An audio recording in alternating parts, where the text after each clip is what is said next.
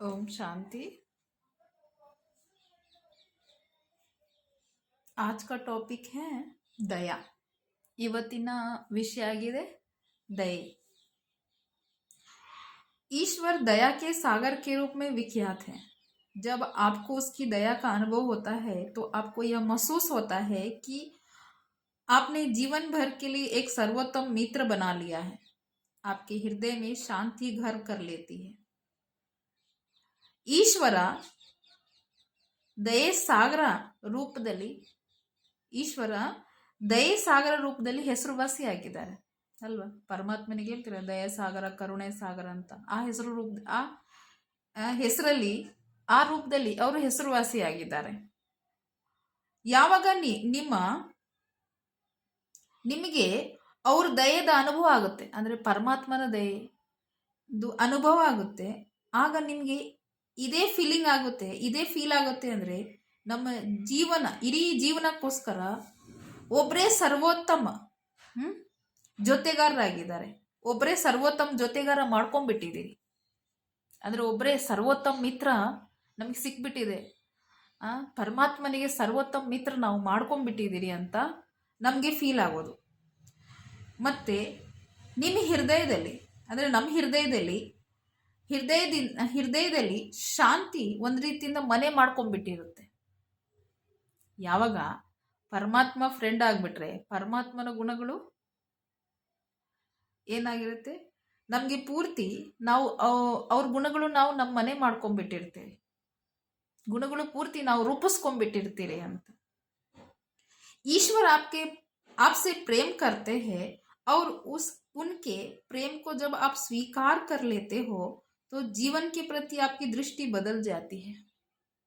ಈಶ್ವರ ನಿಮ್ಮ ಜೊತೆಲಿ ಯಾವಾಗ ಪ್ರೀತಿ ಮಾಡ್ತಾರೆ, ಈಶ್ವರ ನಿಮ್ಗೆ ಯಾವಾಗ ಪ್ರೀತಿಸ್ತಾರೆ, ಮತ್ತೆ ಅವ್ರ ಪ್ರೀತಿ ನೀವು ಯಾವಾಗ ಸ್ವೀಕಾರ ಮಾಡ್ಕೊಂತೀರಿ, ಅಂದ್ರೆ ತೆಗೆದುಕೊಂತಾ ಇರ್ತೀರಿ ಪರಮಾತ್ಮನ ಪ್ರೀತಿ, ಆಗ ನಿಮ್ಮ ಜೀವನ ಪ್ರತಿ ನಿಮ್ಮ ದೃಷ್ಟಿನೂ ಸಹ ಪರಿವರ್ತನೆ ಆಗಿರುತ್ತೆ.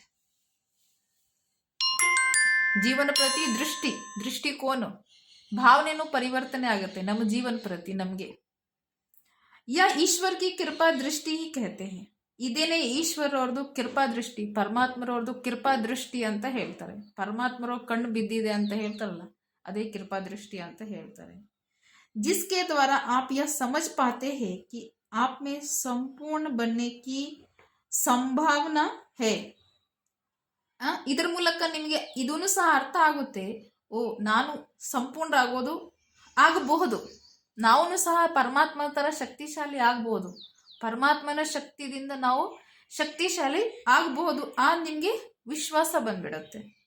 ಫಿರ್ ಸ್ವಯಂ ಕೆ ಪ್ರತಿ ರಹಮ್ ದಿಲ್ ಬನ್ನ ಆಪ್ಕಾ ಕಾರ್ಯ ಹೇ. ಮತ್ತೆ ನೀವು ನಿಮ್ಮ ಪ್ರತಿನೂ ಸಹ ದಯೆ ತೋರಿಸೋದು, ದಯಾ ಹೃದಯಗಳಾಗೋದು, ಅಂದ್ರೆ ನಮಗೆ ನಮ್ಮ ಪ್ರತಿ ಶಕ್ತಿಶಾಲಿಯಾಗೋದು, ಇದು ನಮ್ಮ ಕಾರ್ಯ ಆಗಿರುತ್ತೆ, ನಮ್ಮ ಕೆಲಸ ಆಗಿರುತ್ತೆ. ಸ್ವಯಂ ಪರ್ रहम करने का अर्थ है ಸಂಪೂರ್ಣತಾ ಕೆ ಪ್ರತಿ ಸಚ್ಚಾ ಹೋನೆ ಕಾ ಪ್ರಯಾಸ ಕರ್ನ. ಮನೆ ಅರ್ಥ ಏನು, ತನ್ನ ಮೇಲೆ ತಾನೇ ದಯೆ ತೋರಿಸೋದು ಅರ್ಥ ಆಗಿದೆ ಸಂಪೂರ್ಣತೆಯ ಪ್ರತಿ ಸತ್ಯವಾಗಿರೋದು ಪ್ರಯಾಸ ಮಾಡೋದು. ಅಂದ್ರೆ ನಾನು ಶಕ್ತಿಶಾಲಿ ಆಗಬೇಕು, ಈ ಸತ್ಯ ಮಾರ್ಗದಲ್ಲಿ ನಾನು ಶಕ್ತಿಶಾಲಿ ಆಗೋದು ಪ್ರಯಾಸ ಮಾಡೋದು, ಪ್ರಯತ್ನ ಪಡೋದು ಅಂತ. हमें जिस भी शक्ति की आवश्यकता हो उसे हम ईश्वर से ले सकते हैं तथा जो चाहे वो कर सकते हैं. ನಮಗೆ ಯಾವ ಶಕ್ತಿವಿನ ಅವಶ್ಯಕತೆ ಇದ್ರೆ ಅದು ಪರಮಾತ್ಮನ ಹತ್ರ ತೆಗೆದುಕೋಬಹುದು, ಮತ್ತು ಏನ್ ಬೇಕು ಅದನ್ನು ಸಹ ತೆಗೆದುಕೋಬಹುದು, ಪಡಿಬಹುದು. ಅವ್ರು ಕೊಡೋಕ್ಕೂ ರೆಡಿ ಇದ್ದಾರೆ.